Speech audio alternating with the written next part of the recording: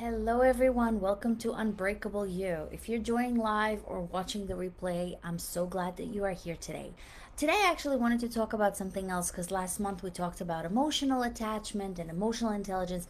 But as I was speaking to a couple of friends of mine today, this morning, just a topic was brought up. And then this afternoon, I met with another dear friend of mine and the same topic came up.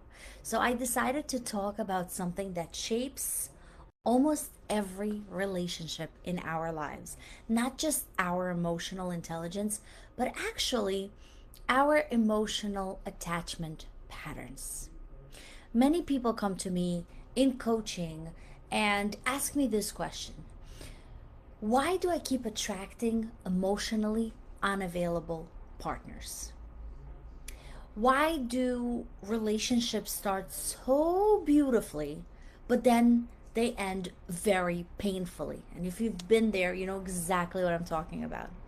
Why do I feel like I give so much, but love isn't returned the same way?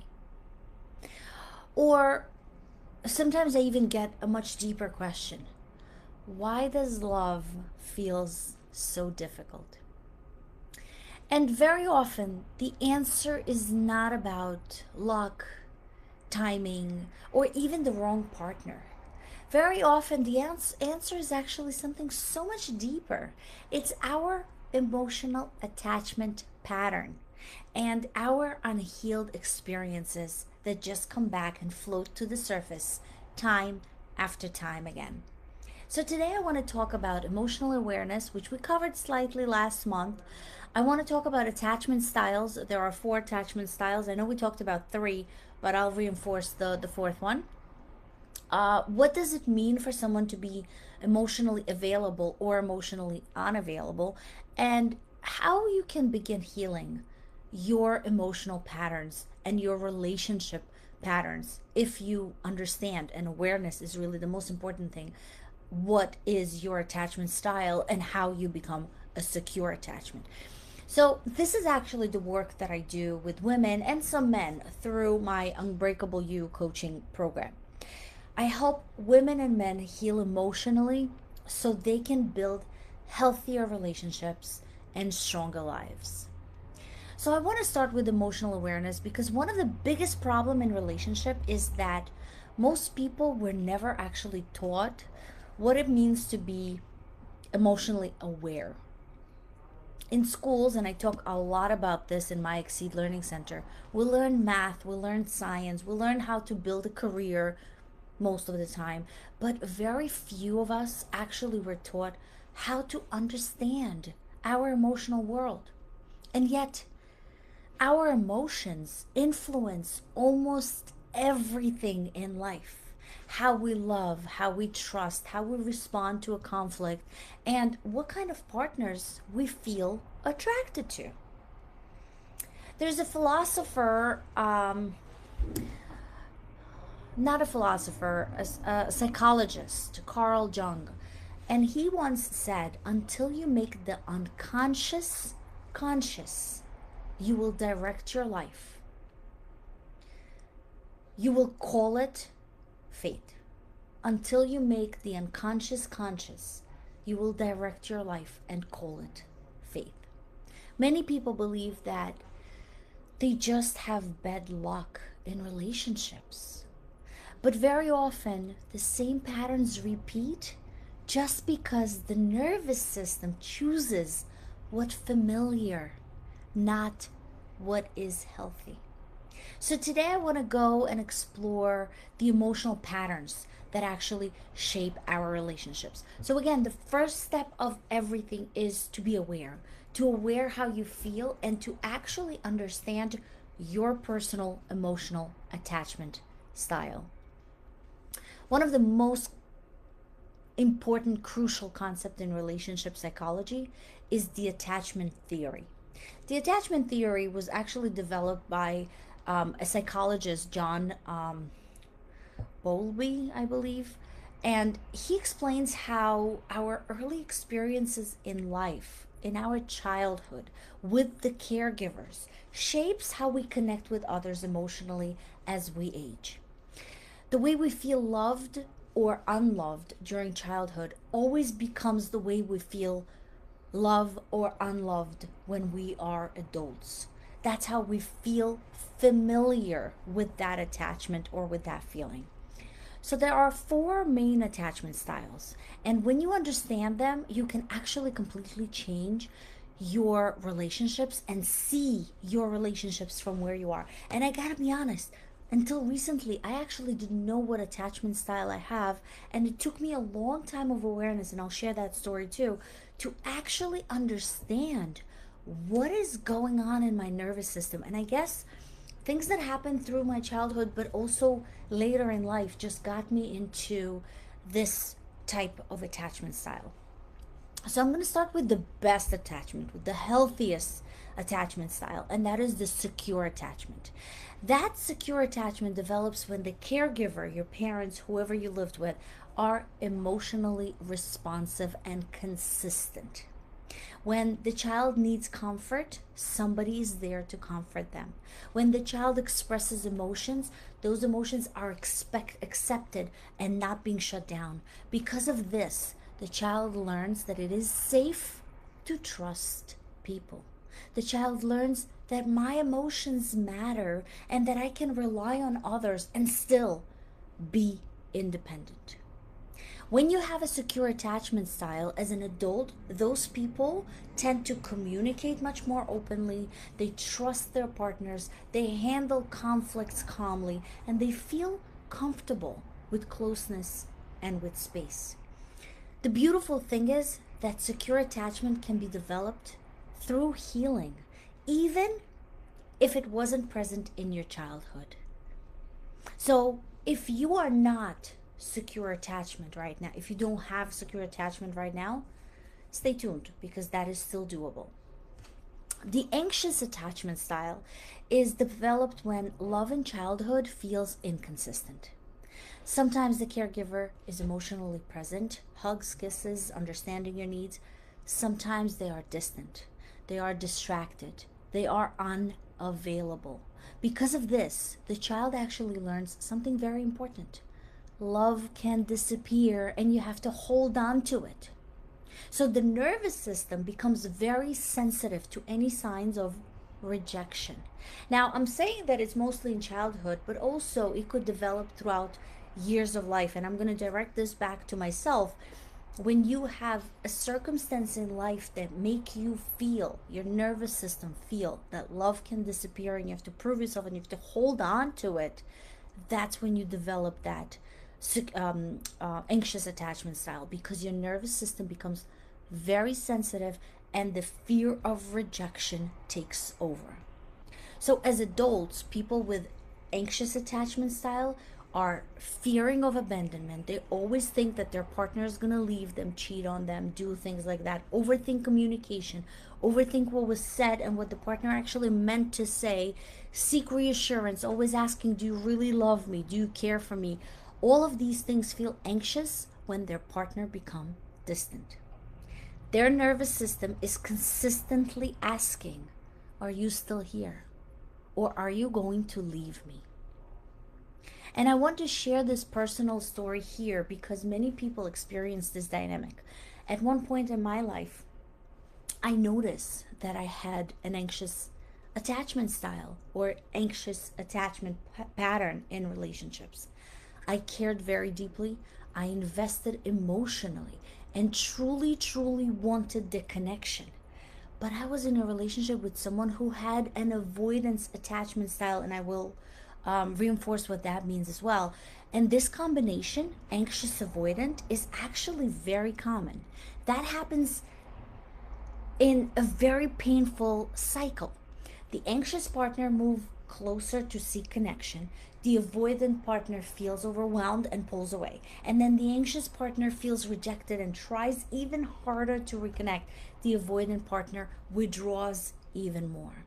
And that becomes the push pull cycle. Anxious person feels abandoned, the avoidant person feels pressured, and both people are really just reacting from their nervous system pattern.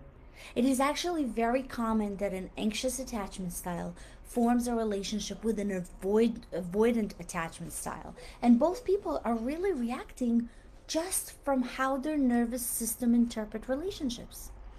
When you understand the attachment style, you actually understand what is actually happening. When I started understanding my attachment style and the other person's attachment style, that's when I finally realized something so powerful.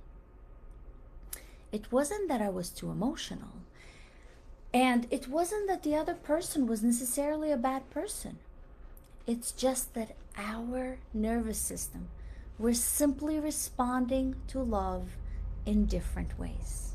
And that awareness was one of the first steps in my own emotional healing, which is definitely possible to rewire and fix and become secured attachment. Now, I mentioned avoidant attachment style. The avoidant attachment develops when the emotional needs in childhood were dismissed or discouraged. For example, if the child cries and the caregiver hears, they would say, "Don't cry," or "You're fine," or "Be strong," or "Stop crying." It also could be when a caregiver may be physically present but emotionally not there, emotionally distant. So the child learns that expressing emotions does not bring comfort. So the nervous system adapts to become self-reliant. You rely only on yourself. You don't need people around you. And as an adult, people with avoidant attachment style may actually struggle with being vulnerable. They withdraw when relationship becomes serious. They are scared of feelings. They avoid very deep emotional conversations, and they prioritize independence over closeness. So if you are in a relationship who someone just withdraws or stops talking or just doesn't respond to closeness, that is pretty much what the avoidant attachment style is. They often care very deeply, but closeness feels so overwhelming for them. So the nervous system protects them by creating distance.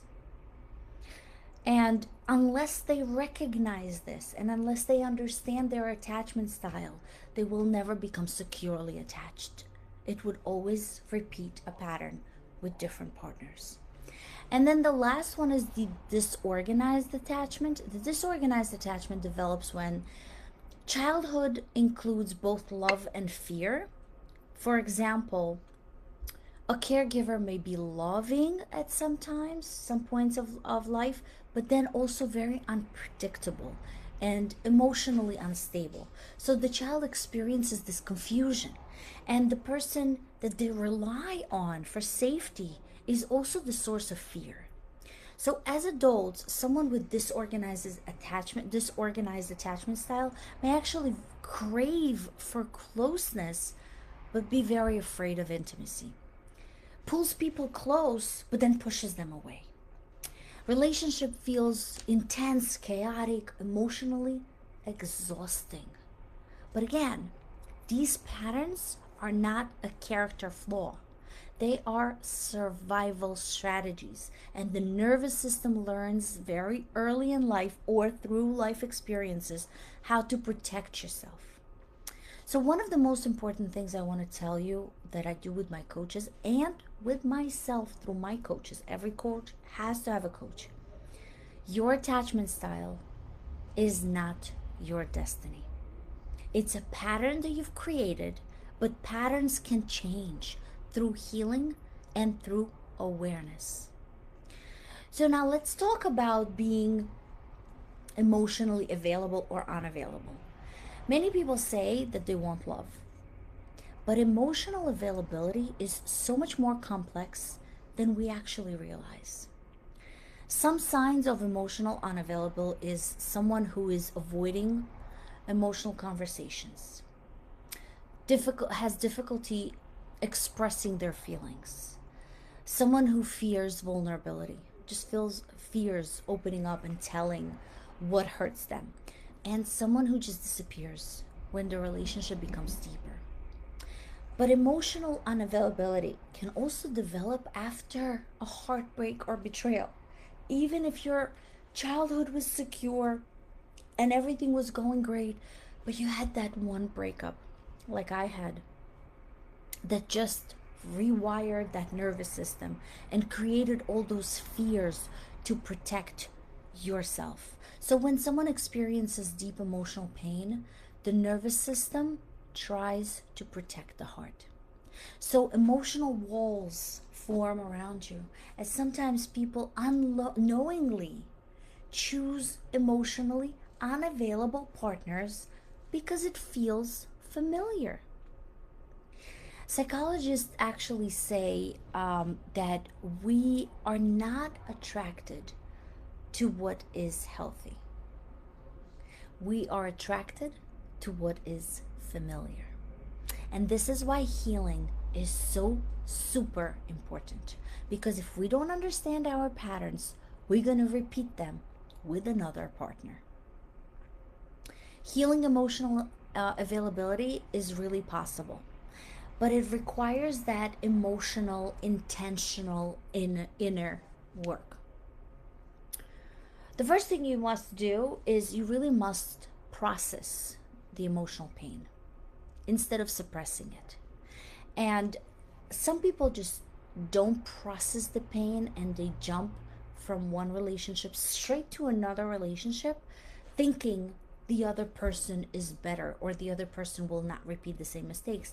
That just basically suppresses that pain. You haven't processed what actually had happened. You didn't understand why one relationship ended and what are you seeking from another. So when you have the unprocessed heartbreak or betrayal or even abandonment, that creates emotional protection. So we must actually help our nervous system to feel safe again. And the way you help your nervous system is really not limited to, but really including journaling, reflection, breath work, emotional awareness, meditation, anything that basically teaches you healthy vulnerability. A researcher and an author who I absolutely love, Brené Brown, says vulnerability is the birthplace of love and connection. This month we're reading in my book club, and if you want to join, please message me. Brené Brown has this book. Oh, I forgot the name. It was just in the tip of my tongue. I'll remember in a second. But she really teaches that work of emotional vulnerability. Vulnerability must be shared with emotionally safe people. And if your partner is emotionally unavailable, it actually creates another situation in that particular relationship. So you really have to begin choosing a relationship consciously. Don't choose a relationship through chemistry or based on attraction. Don't choose a relationship based on what it feels like. Choose it based on emotionally safety. Do you feel safe with that person? Do you feel respected? And do you see consistency? Healthy love a lot of times feels calm, much calmer than that emotional roller coaster that many people are used to. And many people fall into the same patterns of relationships because it is familiar in their heart. They feel that they already know how it feels, so they feel that's the right thing.